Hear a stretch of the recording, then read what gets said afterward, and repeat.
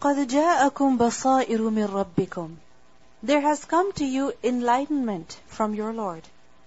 Meaning, O Prophet ﷺ, say this to the people, that in fact, basair have come to you from your Lord. Basair is a plural of basira. And basira is insight.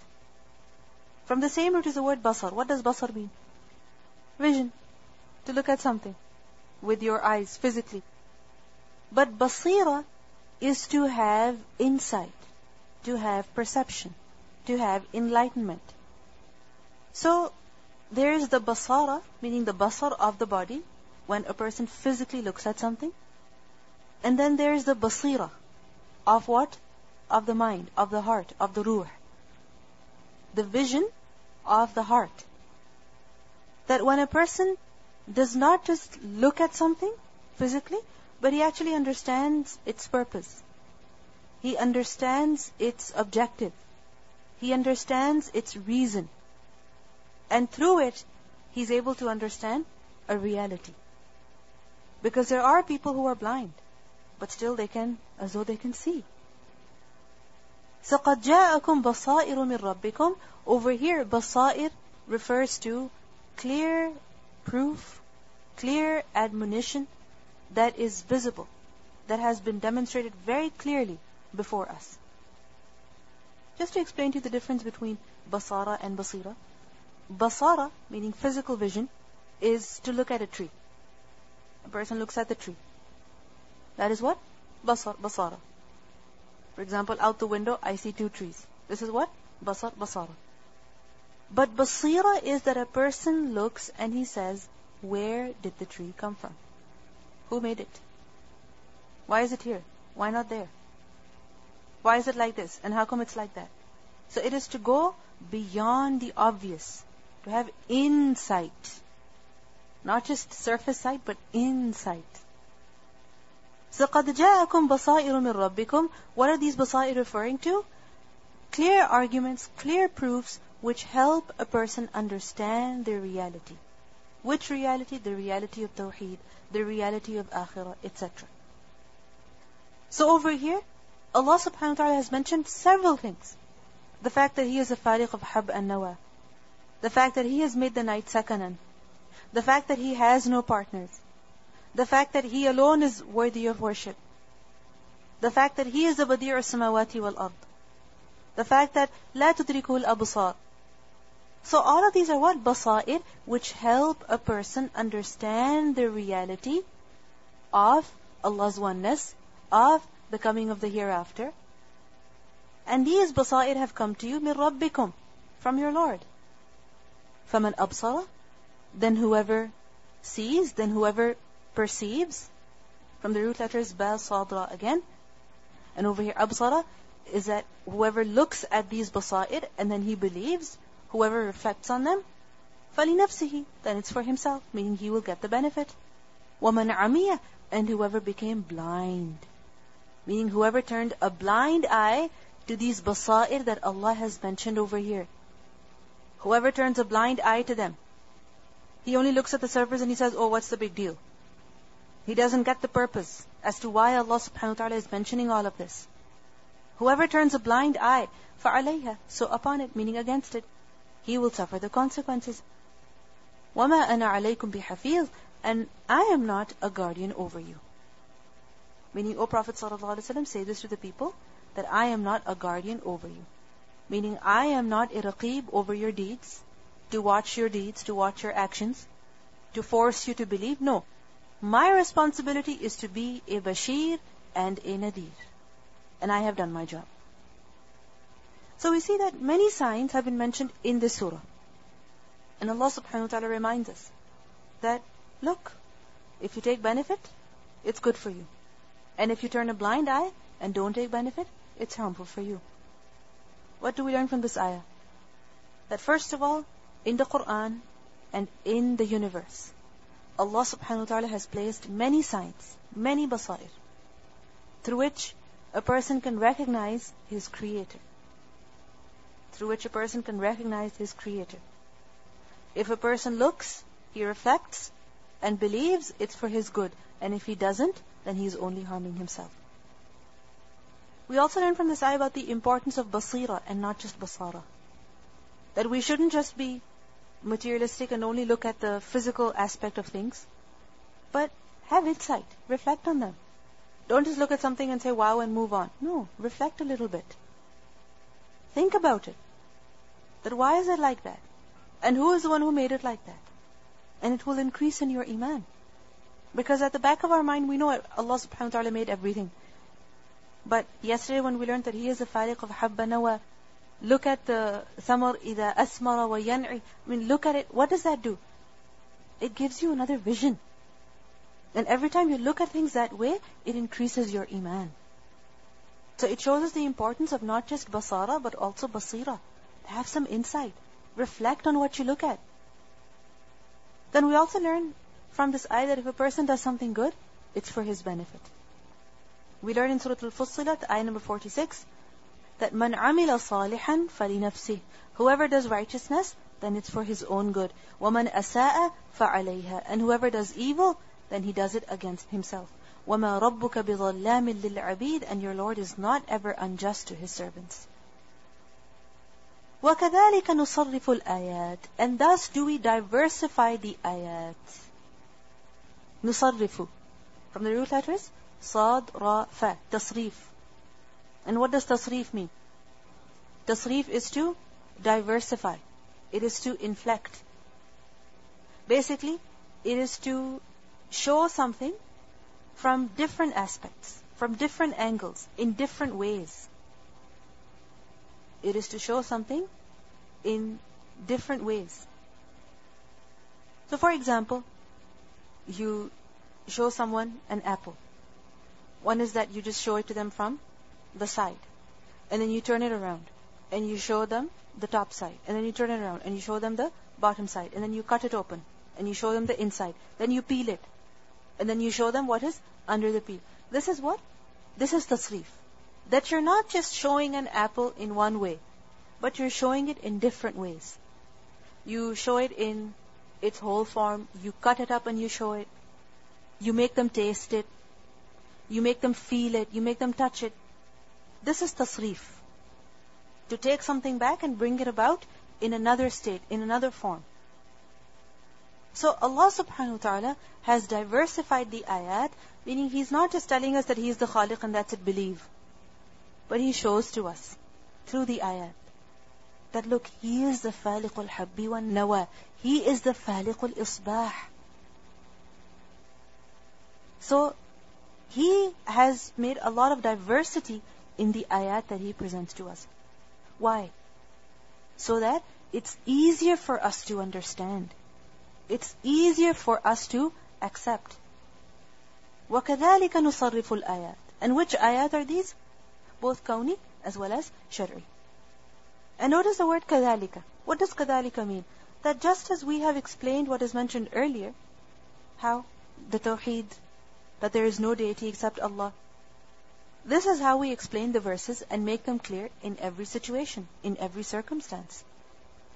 And we see this in the Quran, that so many times the same concepts are mentioned over and over again. A person might say the Quran is so repetitive. There is so much repetition.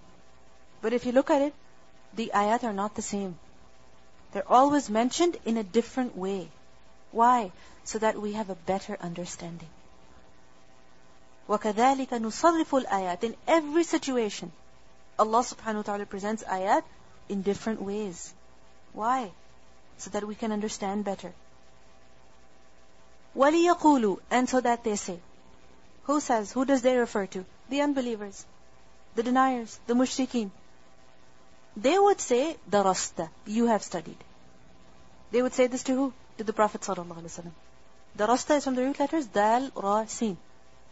And what does dars mean? It is to study something. Basically, it is said that dars is qira'ah ala al-ghayr. It is to read out to someone. It is to learn about something, to study. Now, dars in particular, as I mentioned to you, is qira'ah ala al-ghayr. One way of teaching is that the teacher is reading and the student is only listening. Another way of teaching is that the student is made to read, like you're made to read in tajweed. You're not just made to listen to the recitation. You're made to read as well. Why? Because when you read yourself, then what happens? What happens? You have a better understanding. You have a better grip. Similarly, when the class is over, where do you go? To your groups. And what do you do over there? قراءة على الغيب. This is what dars is. That when a person has studied, and he's not just studied once, but there is a lot of repetition. He's not just listening, but he is also speaking himself. He's also reading it out himself. So you can say that dars is like a formal study. So وَلِيَقُولُوا دَرَسْتَ. They would say to the Prophet ﷺ that you have studied, meaning you have learned all of this from other people. It's not wahi that is coming to you. No. You have studied all of this from somewhere, and you are presenting it before us as Qur'an. وَلِنُبَيِّنَهُ, and so that we can explain it, لِقَوْمٍ يَعْلَمُونَ, for people who know. We learned that the people of Mecca, they used to accuse the Prophet ﷺ. And they would say that this is not wahi that is coming to you. In fact, you have learned about all of these things from some people. And it is said that those people were Roman slaves who were in Mecca, who were Christian. And you have learned from them. And you have presented these stories before us. This is all what you have learned from people. This is not wahi that is coming to you. Like for example in Surah Al-Furqan, ayat 4 and 5. We learn, وَقَالَ الَّذِينَ كَفَرُوا إِنْ هَذَا إِلَّا إِفْكٌ افْتَرَاهُ. Those people who disbelieve, they say, this Qur'an is nothing but a lie that he has invented. وَأَعَانَهُ عَلَيْهِ قَوْمٌ آخَرُونَ. And others have helped him at it. Meaning other people have helped him fabricate this. How? By teaching him. By teaching him these stories. Allah subhanahu wa ta'ala says, فَقَدْ جَاءُوا ظُلْمًا وَزُورًا. So they have produced an unjust wrong thing and a lie. By saying that he has fabricated and that other people have helped him, this is something that is unjust. وَقَالُوا أَسَاطِيرُ الْأَوَّلِينَ. And they say, tales of the ancients. These are stories of the ancient people. اِكْتَتَبَهَا, which he has written down.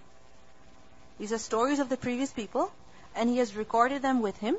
فَهِيَ تُمْلَى عَلَيْهِ بُكْرَةً وَأَصِيلًا. And they are dictated to him morning and afternoon, because he is unable to read himself.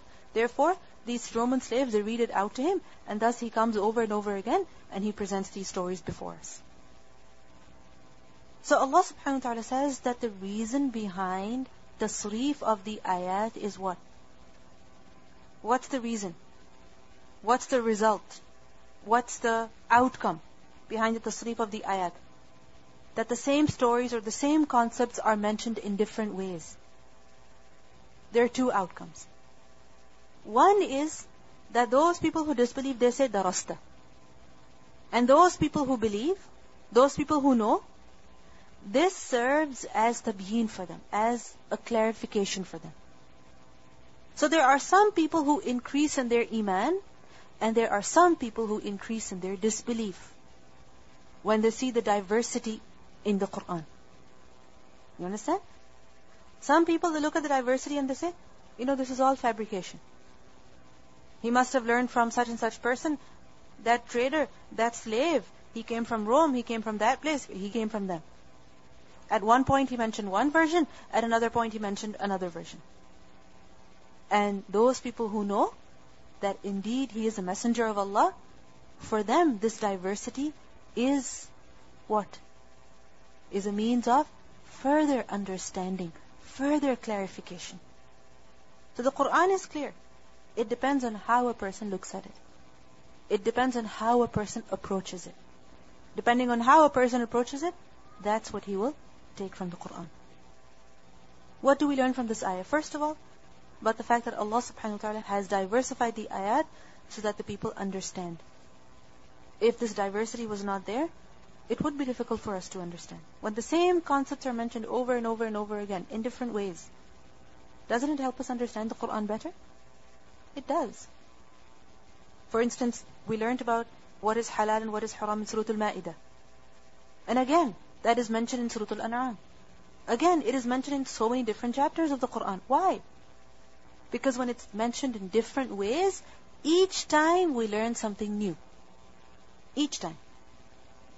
Secondly, we also learn, as I mentioned to you, that there are two types of people when it comes to responding to the Quran. Those who increase in their iman and those who increase in their deviation. Ittabi', follow. Meaning the Prophet ﷺ is being commanded, you should follow. Whatever the people say. If they say you have studied or they say you have lied, no matter what they say, you should focus on what you're supposed to do. And what is that? Ittiba', follow. Follow what? Ma uhiya ilayka, that which has been revealed to you. And what is that? The Quran. So if the Prophet ﷺ is being commanded to follow what has been revealed to him, what about us? Are we not obligated to follow the Quran? We are, even more so. اتبع ما أوحي إليك من ربك لا إله إلا هو, there is no God except Him. وأعرض عن المشركين, and turn away from those who associate partners with Allah. What does it mean by this?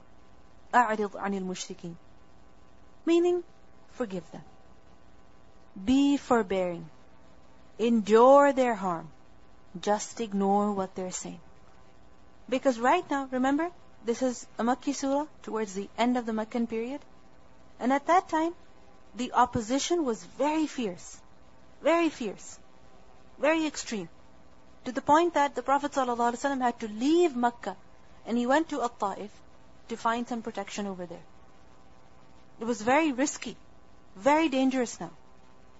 So, at that point, the Prophet ﷺ could not do anything to defend himself. People would come, they would object to the Quran. If he would mention something from the Quran, they would say, Darasta, you have studied all of this. Now, in the face of all of this opposition, what can you do? Realistically, what can you do? You are in such a position that you don't have any authority, you cannot change the situation, and people are not listening. What should you do? Just ignore them. You can't fight with them. You can't argue with them, because no matter how much you fight, no matter how much you argue, they're not going to accept. They're not going to listen. And if you become violent, perhaps you will bring more harm to yourself. So, أَعْرِضْ عَنِ الْمُشْرِكِينَ, meaning forgive them, ignore them, be forbearing, endure their harm until Allah subhanahu wa ta'ala brings about relief. Until Allah subhanahu wa ta'ala supports you and makes you victorious over them. أَعْرِضْ عَنِ الْمُشْرِكِينَ, just ignore them. And أَعْرِضْ عَنِ الْمُشْرِكِينَ has also been understood in another way. That turn away from them, meaning don't pay any attention to their criticism and don't associate yourself with them. Do you understand? Don't associate yourself with them. Don't do what they are doing. If they're worshipping idols, you don't worship idols. If they're saying blasphemous statements about Allah subhanahu wa ta'ala, you don't say them. If they are eating that which is haram, you don't eat that which is haram. Because sometimes, when we're opposed a lot, what happens? We give up. What does Allah subhanahu wa ta'ala say? أَعْرِضْ عَنِ الْمُشْرِكِينَ, don't do what they're doing. Stay away from them. So what's the lesson in this ayah? First of all, we learn about the obligation of following the revelation. The obligation of following the Quran. Because Allah subhanahu wa ta'ala says, ittabi'. Ittabi'. And this command is to the Prophet sallallahu alaihi wasallam. And the same obligation applies to his followers as well. Secondly, we also learn from this ayah that a person should focus on what he is supposed to do. Because it's possible that other people are opposing you and you want to fight with them, you want to argue with them, but your argument, your fighting is not going to bring any benefit. What should you do? Focus on what your job is. For instance, in your house, it's possible that your brother or your sister, she doesn't clean up. Now, you're always arguing, she doesn't clean her room. She doesn't clean her room. She should clean her room. Is your argument going to help at all? No. What should you do? Clean your room. Really? Clean your room. Similarly, sometimes we're complaining, they're not studying. What should you do? You should study. Because if you get tangled up in arguing with them, in being overly concerned about them, then you cannot do your job properly. So when you cannot change a situation, and even otherwise, what should a person focus on? What he is supposed to do. Do your job. Focus on what you're supposed to do, so that you can do your job properly. We also learn a very important lesson from this ayah, which is to ignore those people who oppose you. That don't even bother to argue with them. Don't pay any attention to their criticism, their mockery, their opposition, because everything that is said is not worth paying attention to. People say a lot of things. And if you try to refute every statement of theirs, if you try to justify your innocence in every situation, then you will not be able to do anything in this dunya. Anything at all. For instance, if you're cooking, and somebody's sitting over there and they're telling you, don't do this, put this. Don't put this much spice, put only half a teaspoon. Only do this, only do this. And if you try justifying, no, I'm doing this because of this and this and this reason, will you be able to cook? No. What do you have to do? Ignore. Simple. Just do what you're supposed to do. Especially if the other person does not have any idea. If they're teaching you, then obviously you're supposed to listen to them. But if they're just sitting and passing comments, don't pay any attention, because if you pay attention to them, you will not be able to do your work. So everything that is said in this dunya is not worth paying attention to. So ignore. Learn to ignore. Because if you don't learn to ignore, you will not function properly. You will not achieve. You will not be happy. You will always be miserable. Learn to ignore. Select the information that you want to take in and process. Don't take in everything that is said. Similarly, there's so much out there in the world, every day in the newspaper, every day in the news. You go on the internet, something or the other is said. And if you get stuck in researching everything and reading everything, what's going to happen? It'll take you hours to go through your email. We also learn a very important lesson from this ayah about ignoring or turning away from the mushrikeen. Turning away from the mushrikeen in particular. Meaning from their shirk. From their shirk. Because notice, mushrikeen has been said over here. Who are mushrikeen? Those who do shirk. So turn away and don't have anything to do with their shirkiya practices.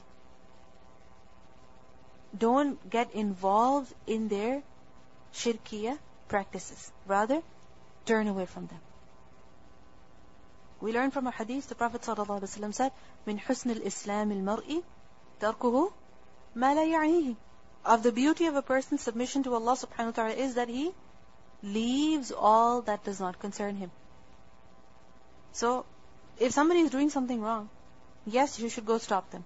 But if you cannot, and you know that your stopping them once is going to make them shout at you, then leave them, ignore them. Don't bother. Rather focus on what you're supposed to do.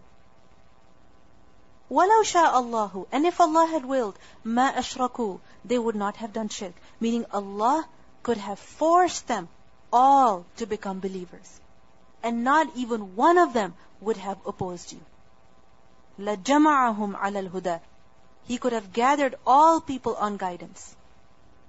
وَمَا جَعَلْنَاكَ عَلَيْهِمْ حَفِيظًا, but we have not made you, a Prophet ﷺ, on them a hafiz. Who is hafiz? One who watches, one who is attentive, one who guards, one who preserves.